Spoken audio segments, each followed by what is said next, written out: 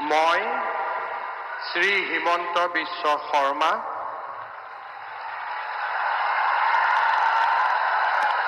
ঈশ্বৰৰ নামত শপত লওঁ যে বিধিৰ দ্বাৰা স্থাপিত ভাৰতৰ সংবিধানৰ প্ৰতি মই প্ৰকৃত বিশ্বাস আৰু আনুগত্য পোষণ কৰিম।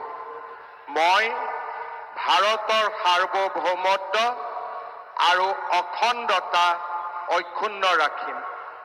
মই অসমৰ মুখ্যমন্ত্ৰী হিচাপে মোৰ কৰ্তব্য বিশ্বস্ততাৰে আৰু শুদ্ধ অন্তঃকৰণেৰে সম্পাদন কৰিম আৰু মই ভয় বা পক্ষপাত, অনুৰাগ বা বিদ্বেষ নোহোৱাকৈ সংবিধান আৰু আইন অনুসাৰে সকলো শ্ৰেণীৰ লোকৰ প্ৰতি ন্যায় আচৰণ কৰিম।